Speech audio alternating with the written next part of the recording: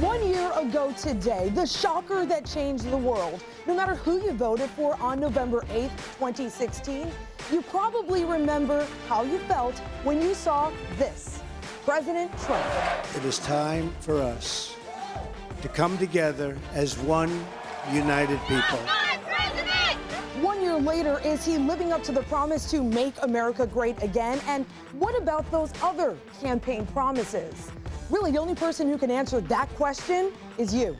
The storm has passed, but we're still answering your Hurricane Irma related questions and verifying some promises making the rounds on social media. A cancer study shows some startling statistics, saying half of all Canadians will get cancer. And those numbers could be coming to the United States. It's just shocking. This video is from Salt Lake City, Utah. It's got a lot of people fired up around the country. Here's what happened. The police officer wanted that nurse to draw blood from a patient who was unconscious without a warrant. And Alex, it really is amazing when you look at it because you see the nurse refusing over and over again to do so. Yeah, her name is Alex Wubble. She is the head nurse of the burn unit at the University of Utah Hospital. Boy, there is nothing worse than walking out, seeing your car is gone, looking around like, wait, did I park here? And then realizing, oh wait, it's been towed. Sometimes it's your fault, I've been there, but even if it was, there are laws to make sure you're not getting ripped off. Unfortunately, the laws aren't always enough. 10 Investigates Noah Pransky has been on a mission for years to protect you from predatory towing and joins us live now to tell us he's still fighting and getting more refunds for you. Thanks for joining us on Nightside this Monday night, the first day back for a lot of people, getting back to normal after Hurricane Irma. Thankfully. We're so glad to have you. I'm Carolina Leid. And I'm Katie McCall. Most kids are back in school or getting ready to head back tomorrow. Little by little, the power is coming back on. But we know you still have a lot of questions about recovering from Irma, especially with some misleading information floating around on social media. Yeah, so the 10 News Hurricane Help Hub. Alex and Katie, it's interesting how fast that information floats around social media. FPL is now facing a class action lawsuit over Hurricane Irma power outages. It was filed on behalf of two people who live in Miami-Dade County and still don't have power. The lawsuit claims FPL breached contracts with customers by collecting a storm fee, but not adequately preparing for the inevitable hurricane power outages. So, for example, lawyers want to know why the company didn't work harder to bury more power lines in the 12 years since Hurricane Wilma. But FPL says it spent more than $3 billion strengthening the power grid and was able to restore power to customers 4 times faster than it did after Wilma. Now a court will decide whether the company can be held responsible. And parts of the Caribbean that haven't even begun to recover from Hurricane Irma are under storm warnings for Maria. People are being evacuated from St. Thomas ahead of the Category 5 storm, but some people are staying there. Puerto Rico's government has started rationing basic supplies like water, canned food, batteries, and flashlights. A direct hit could cut power to Puerto Rico for weeks. Alex, trapped in her own yard, a Pinellas County grandmother hasn't been able to leave her home ever since Hurricane Irma blew down a huge tree in her front yard, blocking the only opening in the fence around that home. Nancy Settle says neighbors, they've been stopping by offering to remove that tree, but they can't. They realize the tree is resting on and is entangled in live power lines. I'm stuck. I've been here since Saturday. What's it like with your grandma not being able to leave the house? It's kind of frustrating and sad. It's just kind of heartbreaking that she can't get out. What a cutie. Listen to this. Those grandkids have been jumping over the fence to bring grandma back food from the grocery store. Good news tonight, though. 10 News contacted Pinellas County Emergency Services, who came out to check on the family. Fire crews used chainsaws to clear a path to the family's fence, and Duke Energy is due back out tomorrow to remove the rest of the tree so they can get in and out safely without worrying about the power line overhead. There is another push to repeal and replace the Affordable Care Act, also known as Obamacare, in the Senate. The bill will need support from 50 of the 52 Republican senators to pass. The deadline is September 30th. That's when special procedure rules expire. and any health care reform would need 60 votes to pass, which is impossible without support from Democrats.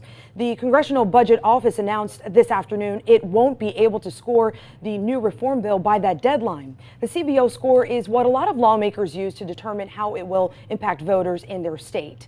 All eyes are on 3 Republican senators, John McCain from Arizona, Susan Collins from Maine, and Lisa Murkowski from Alaska. So far, they're undecided, but their no votes killed the last Republican plan to repeal and replace Obamacare. Most of our area was once again spared by major hurricane destruction. Guys, listen to this. That's why you listen to history. Some Floridians believe the sacred Tocobaga Indians had something to do with it. Lots of them do. Yep. We sent Nightside reporter Stephanie Ramirez to investigate. A major upset in Alabama. Doug Jones, Democrat, winning the Senate seat. We're going to take a live look at his campaign headquarters where he is talking to people right now. You can see the crowd there cheering. Let's listen in. For a $2.5 million recovery fund. Manuel Miranda revealed another really cool surprise. And of course, people are really excited about it. But look, it's not going to happen really anytime soon, but people are already talking about this. Yep. And Alex, as you know, we both lived in New York recently. Getting your hands on Hamilton tickets is really difficult. And he's bringing it to Puerto Rico. Yeah, close to impossible. I still haven't seen the show. It is eerily dark and very quiet. People, of course, are afraid to leave their homes because there is a killer on the loose. But let me get you right to the very latest in this investigation. A 4th person was found dead early this morning. Police say his murder is related to 3 more from back in October. SWAT teams have been going door to door in the neighborhood looking for the person who did this. This time, police say they have a description of the suspect, a thin black male dressing in all black with a black baseball cap. Police were on the scene just moments after the shooting, but didn't find anything. They say 60-year-old Ronald Felton was crossing the street to meet someone when he was killed. His sister says he was working at a food bank when he left. And then she told us she wants everyone to know why it's so important that his killer is caught. And joining me now is Nightside reporter Sarah Rosario. You have been in this community talking to people, and they are understandably very afraid of what's going on. Yeah, that's right, Catalina. Talking to people, fear is permeating this community. That shooting happening just right here at this intersection behind us.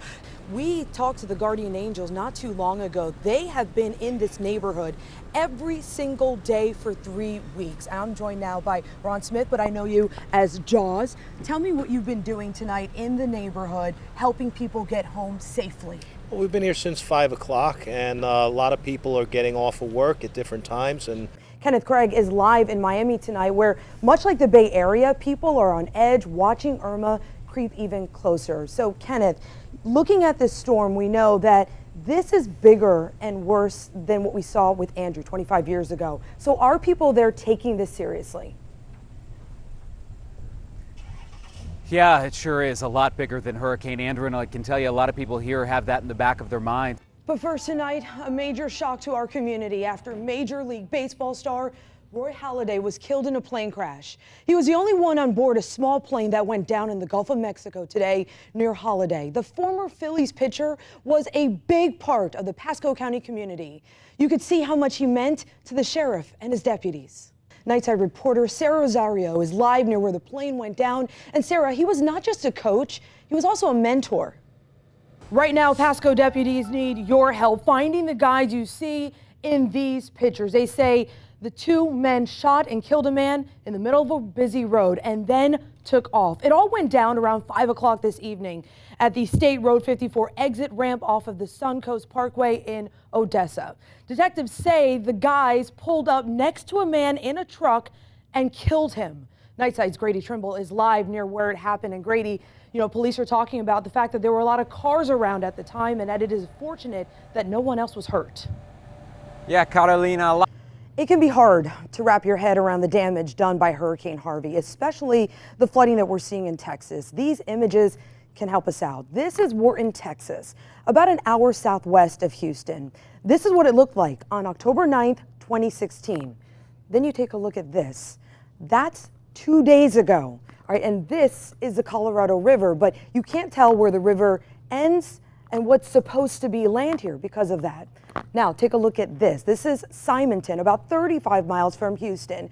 And this is what it usually looks like. You can see that there are homes here. You can see the roofs. You can see the streets of this neighborhood. But then you take a look at this 2 days ago, and you can see just a few roofs here, but the streets are gone.